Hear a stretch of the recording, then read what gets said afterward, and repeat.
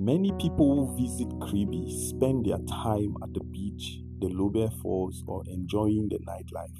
But hidden deep within the forest around Kribi is an experience that feels like stepping into a completely different world.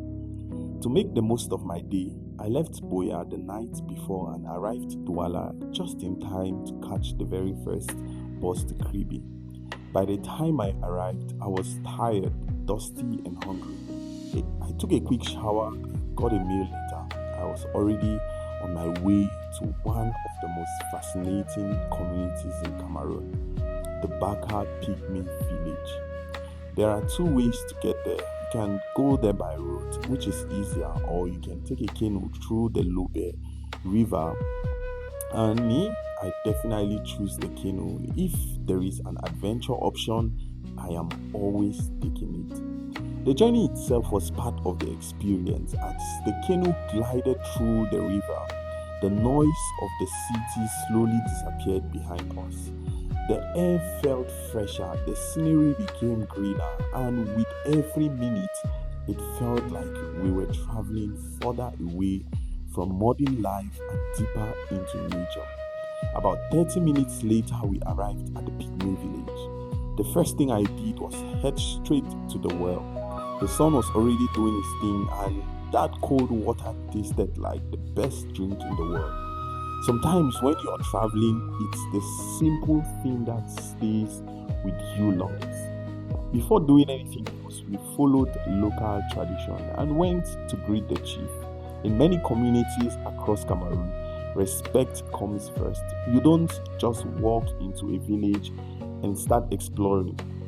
You introduce yourself, explain why you're there, and receive the blessing of the community elders, as it was a small gesture but an important one.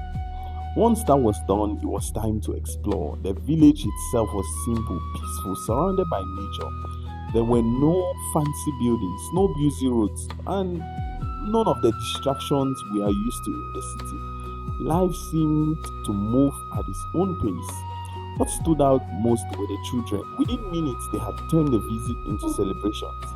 There was singing, dancing, laughter, and enough energy to power a small city. It didn't matter that we had just met. For that moment, we were all simply enjoying each other's company. As we walked around the village, it became clear that places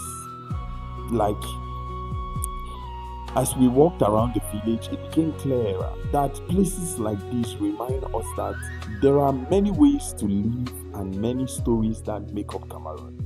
The Baka people have lived in close connections with the forest for generations, and spending even a short time in their community offers a glimpse into a culture that many people have heard about, but very few have experienced firsthand. After about an hour, it was time to leave. We climbed back into the canoe and began the journey back to Kribi. As the village slowly disappeared behind us, I couldn't help but think about how different the day had been from anything else I had done in the area. Sometimes the best travel experiences aren't the biggest attractions or the famous landmarks.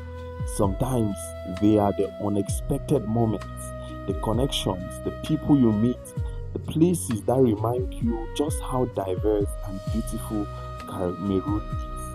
And this little adventure to the Baka Pygmy village was definitely one of those moments. If you want to have an experience like this, you can contact us at Ndolo Travels. Information is in the description of this video. Thank you for watching. Bye bye, and see you in the next one.